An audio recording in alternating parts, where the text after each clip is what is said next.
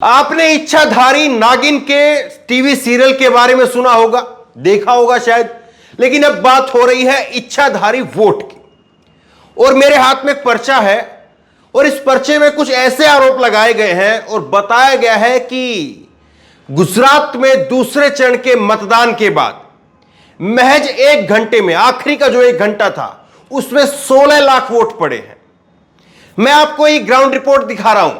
ये मेरी जो ग्राउंड रिपोर्ट है, ये जितने जिलों में मैं घूमा उसमें सबसे ज्यादा जिसमें वोटर थे, एक ये छापी गांव था, वडगांव विधानसभा का छापी गांव था और इसमें 7,500 7500 वोटर थे और वहां पर केवल मुझे ऐसी भीड़ दिखी, और यह भी सुबह का वक्त था। सुबह के वक्त में ऐसी भीड़ दिखी और आखिरी के अंदर जब मैं वोटिंग की जब रिपोर्टिंग करते करते आगे तक पहुंचा तो उस वक्त में आपने देखा होगा कि कितनी भीड़ थी। आपने देखा होगा भीड़ जो है वो लोगों की थी ही नहीं गुजरात के अंदर। ये छापी गांव जो है वो हो सकता है ये वोट डालने के बाद हिंदू मुस्लिम क्या बोले, आप जाकर के देख सकते हैं इस वीडियो को। वहां पर केवल एक ऐसी भीड़ थी, बाकी भीड़ नहीं थी। अब कुछ आंकड़े देखिए आप। आखिरी के 1 घंटे के अंदर जो है, 1 घंटे में आखिरी में 16 लाख वोट पड़ते हैं। 1 घंटा आखिरी का और उसमें 16 लाख वोट पड़े। ये कैसे मुमकिन हुआ? ये और बाकायदा जो है ये कांग्रेस पार्टी ने प्रेस कॉन्फ्रेंस की और उस प्रेस कॉन्फ्रेंस में सब आरोप लगाए हैं। और मैं आपके सामने वीवीपैट की एक ऐसा भी आंकड़ा निकल करके सामने आया है, इसमें एक ऐसा भी आरोप है कि 7 वोट पड़े थे वीवीपैट में 7 वोट पड़े। और उसमें जो है जो पर्ची निकली, तो पर्ची निकलती है यहां पर 21, 3 गुना ज्यादा। वोट पड़ते हैं 7 वोट पड़े हैं और जो पर्ची निकली है वो 21 की निकलती है। ठीक है। उसके बाद में बरोड़ा एक विधानसभा है जहां से संजय पटेल कांग्रेस के उम्मीदवार थे और यहां से रावपुरा 281 बूथ, ये बूथ नंबर है 281, ये बूथ नंबर है 281। रावपुरा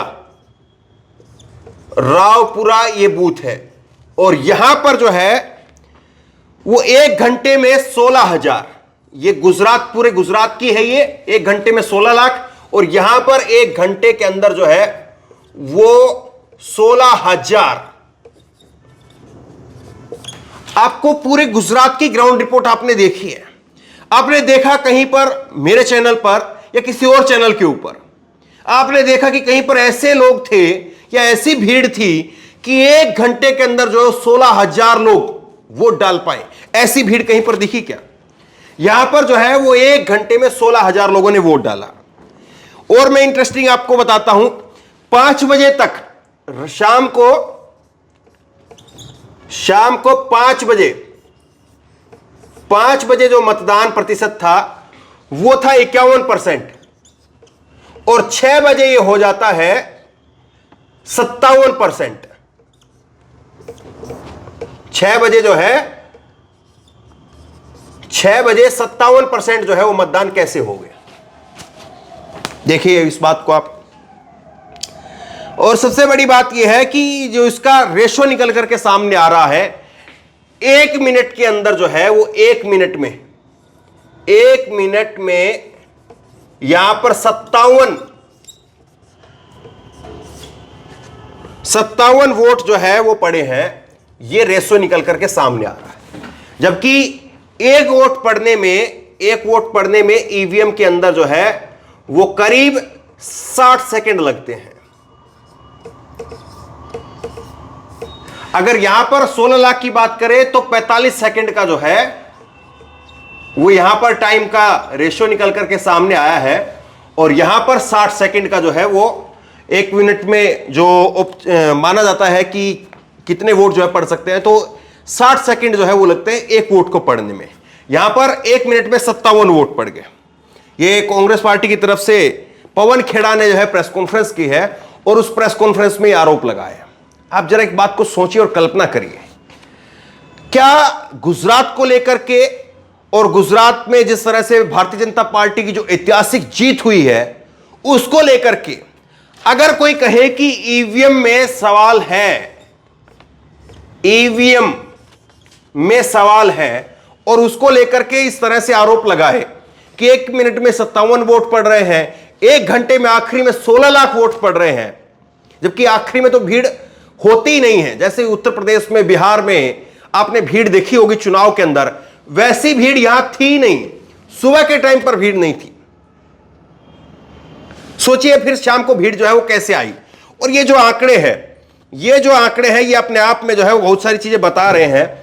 दूसरी चीज मैं इसमें आपको दिखाऊं तो यहां पर एक और जो है वो बात कही गई है कि लोकल बॉडी के जब चुनाव होते हैं तो लोकल बॉडी के चुनाव में घोल का एक बूथ है, घोल का बूथ है, और इस बूथ के अंदर जो है वो 643 वोट पड़े, 643 वोट जो है वो पड़े हैं। और जब काउंटिंग की जाती है तो इसमें वोट निकलते हैं 2272, यानी 1630 वोट जो है वो फालतू निकल के आते हैं। वोट इतने पड़ते हैं और पर्ची जो है वो निकलती है यहां पर इतने की। और ये घोलका की जो है, घोलका, माफ कीजिए, घोलका की जो है ये, घोलका बूथ की जो है ये जानकारी जो है वो बताई गई है।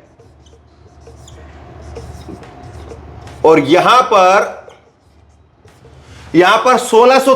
643 वोट पड़े और यहां पर वोट निकल करके आए 2273। 1630 वोट जो है इसमें कैसे फालतू निकल करके आ गए। या तो मोदी जी वाला वो फॉर्मूला है, 2 स्क्वायर को 2ab स्क्वायर को जोड़ेंगे तो 2ab स्क्वायर, मुझे मालूम नहीं है, आपको मालूम होगा।